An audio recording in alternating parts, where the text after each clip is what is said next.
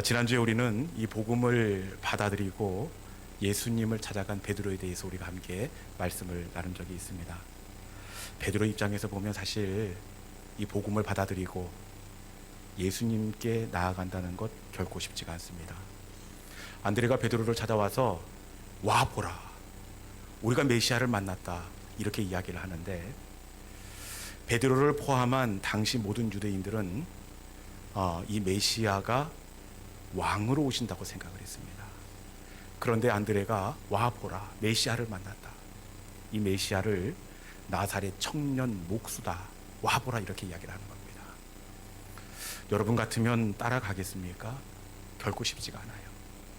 그럼에도 불구하고 이 베드로가 예수님 앞에 나아갔던 것은 사실 복음이 먼저 와 닿았던 것이 아니라 안드레의 인격과 성품이 베드로 가운데 먼저 와 닿았기 때문에 그렇습니다. 안드레가 어떤 사람이냐? 오병이어의 현장을 봐도 그렇고, 그리고 헬라인의 문제를 가지고 빌립이 안드레를 찾아가 상담한 것을 봐도 그렇고, 이 안드레는 참 따뜻하고 누구라도 기댈 수 있는 이런 포근한 인격적인 사람이었습니다. 베드로가 예수 앞에 나올 수 있었던 것은 예수님이 먼저가 아니라 안드레의 인격과 성품이 베드로 가운데 전달되었기 때문에 그렇습니다. 고넬료의 친구들이 예배의 자리에 나온 것을 봐도 예수가 먼저가 아니라 고넬료의 인품과 성격이 먼저 전달되었습니다. 블레사당 아비멜렉이 그리고 비골이 하나님께 나온 것도 하나님이 먼저가 아니라 이삭의 온유한 성품이 전달되었기 때문입니다. 여러분, 성도의 삶은 하나님이 흘러가는 통로가 되는 줄로 믿습니다.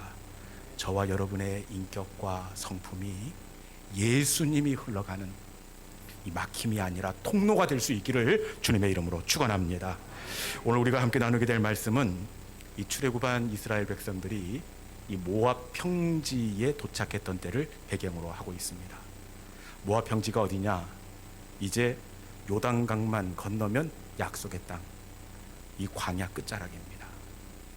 모압 평지에서 아주 중요한 일 두 가지를 하는데, 먼저는 인구를 조사합니다. 유다 지파 남자들이 몇 명인지, 므낫세 지파 남자들이 몇 명인지 인구 조사를 합니다. 그리고 나서 두 번째로는 이 조사된 인구에 비례해서 땅을 제비 뽑아 나누기로 결정을 합니다.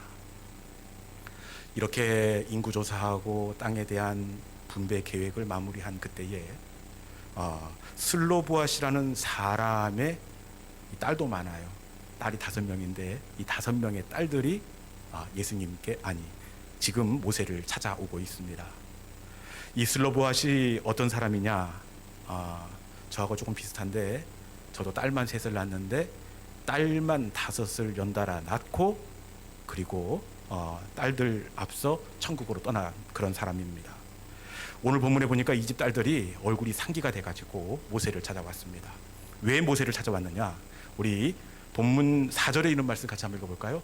이 집 딸들이 왜 이렇게 지금 흥분하고 있는지 4절에 있는 말씀 같이 한번 읽어보도록 하겠습니다. 자, 시작. 어찌하여 아들이 없다고 우리 아버지의 이름이 그의 종족 중에서 삭제되리이까? 우리 아버지의 형제 중에서 우리에게 기업을 주소서 하매. 아멘. 왜 모세를 찾아왔습니까? 우리에게도 기업을 주소서. 무슨 말이냐? 이 집에 아들이 없다는 이유로 땅 분배에 포함되지 못하였습니다. 이 집 딸들이 지금 모세에게 우리 아버지가 받을 분깃을, 아들이 없지만 우리에게 주옵소서 하고 간청하기 위해서 모세를 찾아왔습니다. 지금 우리의 정서로는 너무 당연해 보이는 요구이지만, 당시 모세 시대의 정서로는 이거 이해할 수도 없고 너무나 무례한 요구입니다. 왜 그러느냐? 우리나라에서도 불과 얼마 전까지만 해도 딸들은 유산에 대한 권리가 없었습니다. 그런데 유대인들은 여자에 대해서 우리보다 훨씬 더 엄격하고 보수적인 성향을 가지고 있습니다. 여자를 얼마나 보수적으로 생각하느냐? 이 수를 세는데 이 동물들은 암컷에 대해서 카운트를 합니다. 암낙이 몇 마리, 뭐 낙타, 암낙타가 몇 마리, 이렇게 암낙타, 암염소, 암소에 대해서 동물에서는 수를 세는데 여자가 몇 명이었더라 이런 얘기 들어본 적 있습니까? 출애굽할 당시에 그때 애굽에서 나온 남자들이 장정만 60명이었다. 여자들 세지 않습니다. 출애굽 때만 그런 것이 아니라 훨씬 시간이 지나서 예수님 당시에 오병이어 사건에서도 오병이어를 먹은 사람이 남자만 5,000명이었더라. 남자만 세고 있습니다. 여자들을 수에 포함시키지 않는 이런 정석 가운데에서 자기의 땅에 대한 권리를 어떻게 요구할 수가 있겠습니까? 지금까지 이런 적도 없고 이런 요구를 받아준 적도 없습니다. 누가 봐도 거절당할 것이 분명합니다. 그리고 땅을 요구할 수 없는 결정적인 이유가 있습니다. 그것은 이미 모든 것이 마무리된 상황이기 때문에 그래요. 지금 딸들이 27장에서 모세에게 찾아와서 땅을 요구합니다. 그런데 26장에서 이미 제비를 뽑아 땅을 분배하기로 하다. 땅 마무리를 했습니다. 혹시 땅 분배에 대한 내용이 진행 중이라면 모르겠지만 이미 모든 것이 마무리되었습니다. 아무리 억울한 마음을 표현한다고 하더라도 결정된 이유이기 때문에 뒤집어질 가능성이 없습니다. 그럼에도 불구하고 슬로보아스의 딸들이 어떻게 하느냐? 우리에게도 기업을 주소서. 우리에게도 기업을 주소서 기업을 요청하고 있습니다. 저들이 간청의 자리로 나갈 수 있었던 이유는 바로 설마 되겠어. 설마를 바라보지 않았기 때문에 그렇습니다. 남들은 설마 되겠어. 역사 이래로 이런 일이 이루어진 적이 단 한 번도 없다 포기했지만 슬로보아스의 딸들은 설마를 바라본 것이 아니라 되는 이유를 바라보았기 때문에 그렇습니다. 가슴 따뜻한 모세의 성품을 바라보았고 가장 선한 길로 이끌어 주실 하나님을 바라보았습니다. 이것이 강청의 자리로 나가는 사람들의 특징이고 잘 되는 사람들의 특징입니다. 잘 되는 사람과 그렇지 못한 사람들의 차이가 있는데 제가 보니까 가장 큰 특징은 이 보이는 것의 차이더라고요. 안 되는 사람은 뭘 보느냐? 늘 설마를 봅니다. 설마 들어주겠어?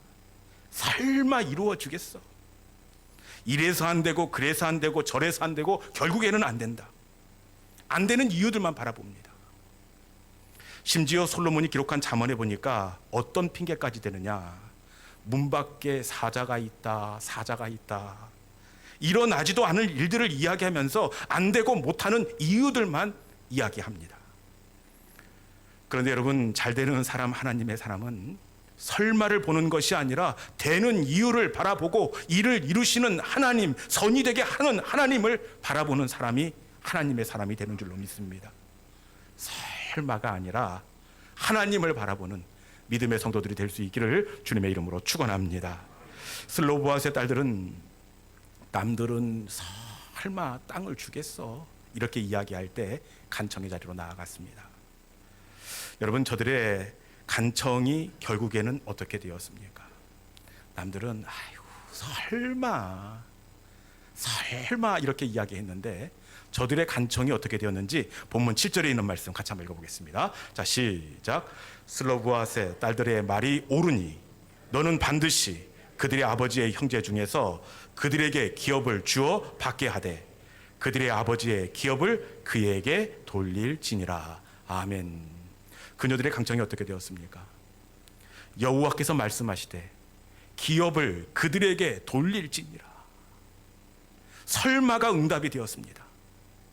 남들은 말도 안 된다고 시도조차 하지 않았지만 설마가 응답이 되었습니다. 여러분, 성도들은 설마를 남들이 이야기할 때 간청의 자리로 나아가는 사람들이 바로 하나님의 사람이 되는 줄로 믿습니다. 세상 사람들은 설마 주시겠어? 설마 낫겠어? 설마 그 직장에 들어가겠어? 하면서 포기하지만 하나님의 사람들은 설마의 시간에도 포기하지 않는 사람입니다. 왜냐?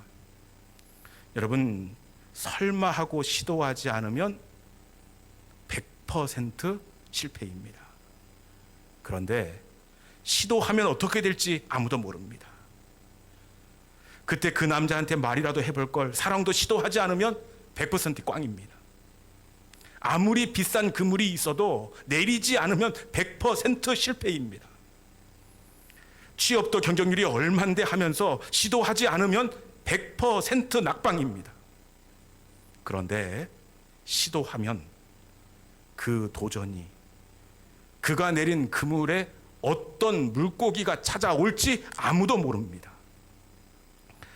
어릴 적 제가 살던 고향 앞에 참 보기 좋은 강이 흐릅니다. 어릴 적 가장 큰 즐거움은 저보다 8살 많은 큰형님을 따라서 이 낚시를 하는 것입니다. 저는 어린 나이에 큰형님 따라 낚시 가는 게 굉장히 신이 나지만 큰형 입장에서는 이 어린 동생이 늘 짐입니다. 낚시채비 해줘야지, 그리고 지렁이 미끼 달아줘야지, 어린 동생이 미숙해서 낚싯줄이 엉키면 채비 다시 해줘야지. 그러다가 어느 날 낚시를 하다가 제 낚싯줄이 심하게 헝클어지고 말았습니다. 원래는 친절한 큰형이 나를 도와줘야 되는데 그날은 뭐가 그리 바쁜지 자기 일만 열심히 합니다. 그래서 어린 마음에 이거 풀어보려고 이렇게 돌려보고 저렇게 돌려보고 어떻게 되었겠습니까? 더 못쓰게 엉망으로 꼬이고 말았습니다. 이제는 낚싯줄이 낚싯대로 타고 내리는 것이 아니라 낚싯대 끝에 엉망으로 얽혀가지고 이 낚시 바늘만 뾰족이 이렇게 나오게 되었습니다. 그런데 어쩔 수가 없어서 형은 도와줄 것 같지가 않고, 그래서 어린 마음에 그냥 어설프게 지렁이 달아서, 줄이 없으니까 이게 낚싯줄을 못 던지잖아요. 그래서 낚싯대를 물속에다 처박아 두었습니다. 여러분, 그런데 어떻게 되었겠습니까? 이 처박아 둔 낚싯대가 갑자기 앞으로 쑥 이렇게 빨려나가는 겁니다. 그랬더니 나 몰라라 했던 형이 제 낚싯대를 빼앗아 자기가 이렇게 끌어당기는데 무엇이 잡혔겠습니까? 네, 여러분들의 상상에 맡기도록 하겠습니다.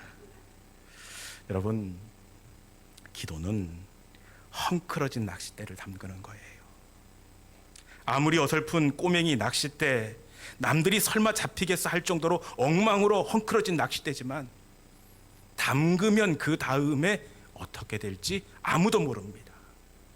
기도는 설마의 낚싯대를 내리고 설마의 그물을 내리는 겁니다. 아무리 복잡하게 엉키고 남들이 절대로 안 된다고 할지 모르지만 성도는 그럼에도 불구하고 기도의 낚싯대를 내리고 다시 기도의 그물을 내리는 사람입니다. 아무리 복잡하게 엉클어진 삶의 낚싯줄이라고 하더라도 포기하면 100% 실패. 하나님을 신뢰함으로 이 낚싯줄을 내리면 그 낚시에 무엇이 달릴지 아무도 모릅니다. 히스기야 왕이 이 18만 5천 명이라는 대어를 낚은 건 역시 마찬가지 아닙니까?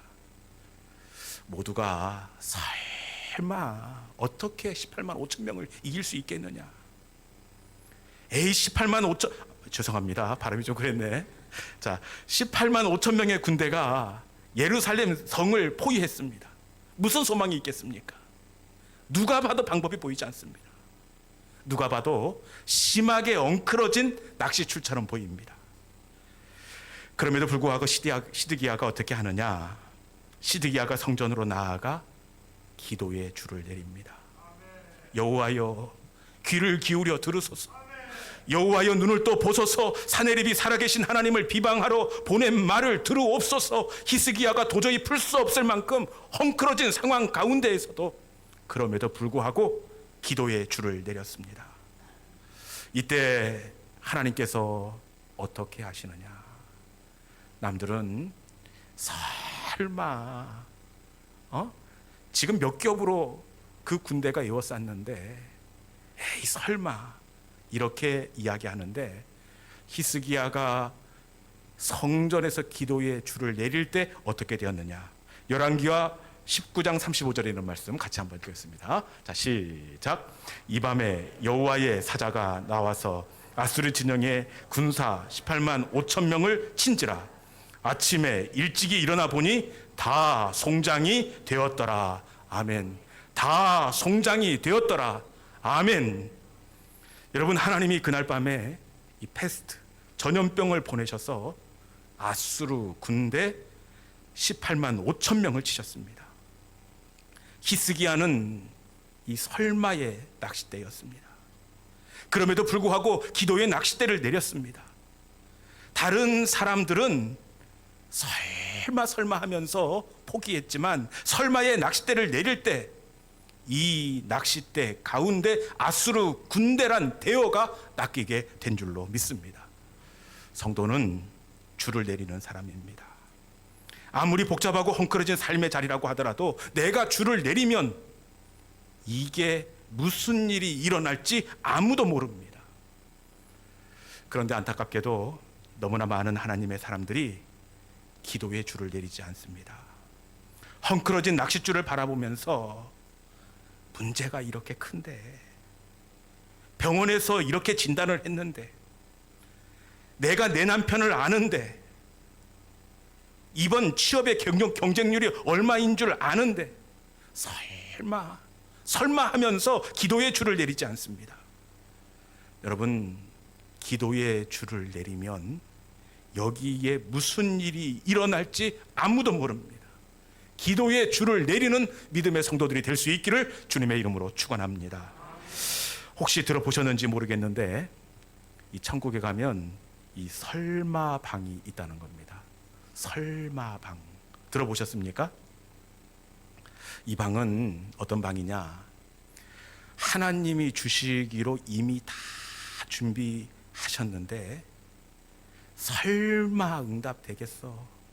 설마 고쳐주시겠어? 설마 채워주시겠어? 설마 하면서 기도의 그물을 내리지 않아 중간에 배송되다가 반품된 응답들이 쌓여진 창고가 바로 설마방입니다. 제가 어제 가서 보니까 전주 호송동에서 반품된 응답들도 꽤 많이 쌓여 있더라고요. 네. 여러분, 성도는 아무리 멀어 보이고 아무리 가능성이 낮아 보여도 이를 성취하는 하나님을 기대하면서 기도의 그물을 내리는 사람입니다. 남들은 설마하고 물가에조차 가지 않지만 성도는 그럼에도 불구하고 기도의 그물을 내리는 사람입니다. 일단 내리면 여기에 무슨 일이 일어날지 아무도 모릅니다. 말씀을 준비하면서 제 삶의 여정을 잠시 돌아보았습니다. 그런데 제 삶 가운데 잘한 것이 있다면 딱 한 가지 있더라고요. 그것은 남들은 설마 하면서 낚싯대를 접을 때 저는 그럼에도 불구하고 헝클어진 낚싯줄이지만 그곳에 그물을 내렸다는 사실입니다. 장신대 신대원에 들어갈 때도 기도의 그물을 내렸고, 제가 영락교회 부교역자로 갈 때도 기도의 그물을 먼저 내렸습니다. 언젠가 말씀드린 적이 있는데, 제가 신대원에 들어가기 전 20대 초반 이 아버지가 위암 수술을 받으셨습니다. 수술을 받으신 곳이 영락교회 앞에 있는 서울 백병원입니다. 아버지 문병하면서 옥상 정원에서 이렇게 넘어보니까 그 앞에 영락교회가 있는 겁니다. 여러분, 제가 어떻게 했겠습니까? 설마 하는 그런 눈치를 보내신, 설마 그렇게 했습니다. 제가. 여러분, 설마 거기에 기도를 했겠냐, 여러분, 그런 눈치를 보냈는데 실제로 그곳에 기도의 그물을 내렸습니다. 그런데 어떻게 되었느냐? 그로부터 10년 뒤 설마 했던 그 교회에 제가 사역할 수 있는 길이 열려지게 되었습니다. 우리 시온영광교회의 담임 목사로 부임한 것도 역시 설마의 시간에 그물을 내렸기 때문입니다. 설마 되겠어? 설마 뒤집어지겠어? 그럼에도 불구하고 헝클어진 상황에서 기도의 그물을 내릴 때 다시 역전의 은혜가 찾아오게 된 줄로 믿습니다. 성도는 다시 기도의 그물을 내리는 사람입니다. 세상 사람들은 설마라고 이야기할지 모르지만 성도는 신실하신 하나님, 좋은 것을 주시는 하나님, 그물을 내리면 응답해 주시는 하나님을 소망하면서 설마의 시간에 기도의 그물을 내리는 사람입니다. 여러분, 다시 기도의 그물을 내릴 수 있기를 바랍니다. 우리가 기도의 그물을 내리면 그 다음은 하나님께서 책임지세요. 헝클어지고 어설퍼 보이지만 일단 그물을 내리면 그곳에 어떤 물고기가 잡힐지 아무도 모릅니다. 말씀을 의지하여 다시 기도의 그물을 내리는 우리 모든 믿음의 성도들이 될 수 있기를 주님의 이름으로 축원합니다. 이 시간에 주신 말씀을 붙잡고 우리가 함께 찬송의 자리로 나가기를 원합니다. 이 시간에 주님은 다시 기도의 그물을 내리라 이렇게 말씀합니다. 내가 널 도우지 않는다는 소리에 모든 게 불리해도 너는 기도의 그물을 내리라 이렇게 말씀합니다. 이 시간 주신 말씀을 의지하여 주님, 어설프고 헝클어진 내 삶의 자리지만 내가 기도의 그물을 내릴 때 이곳에 무슨 일이 일어날지 아무도 모른다 말씀하셨사오니 다시 주님 기도를 시작합니다. 내가 내린 기도의 그물에 주님 응답하여 주시옵소서. 우리 마음의 소망을 담아서 기도를 멈추지 마라. 우리 함께 찬양하도록 하겠습니다.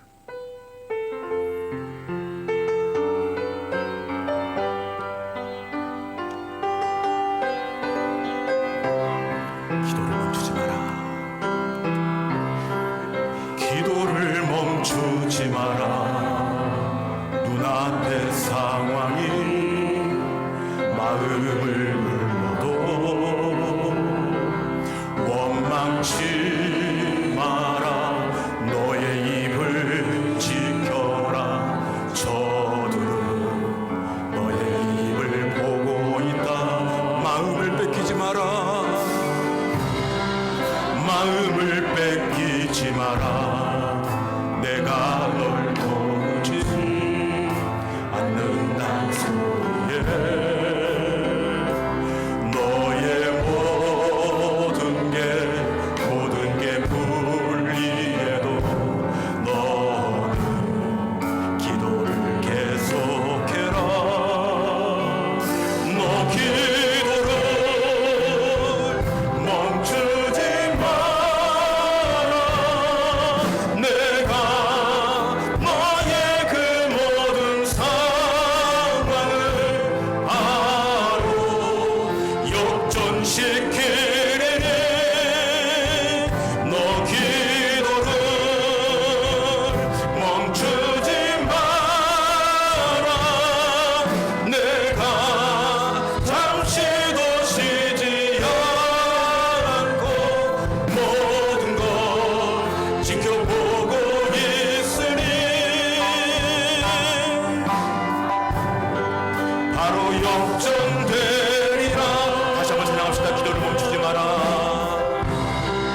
기도를 멈추지 마라. 눈앞의 상황이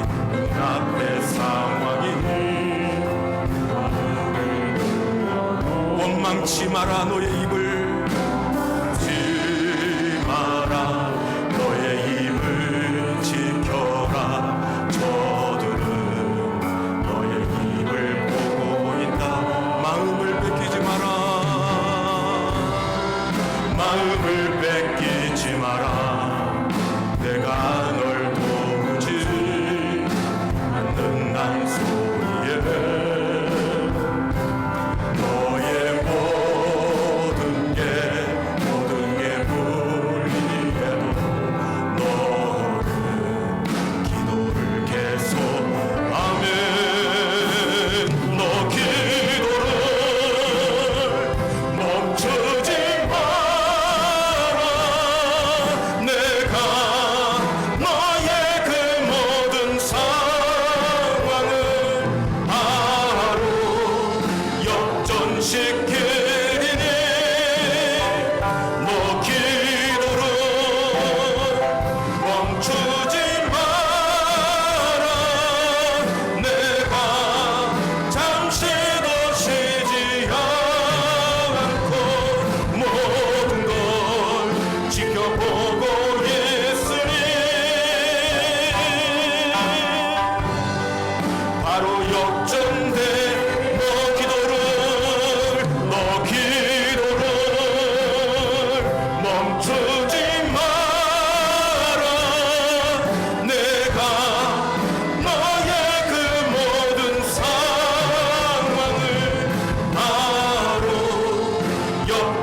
역전시킬 아멘.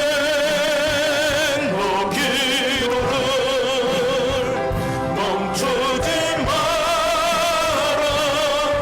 내가 잠시도 쉬지 않고 모든 걸 지켜보고 있으니 바로 역전되리라.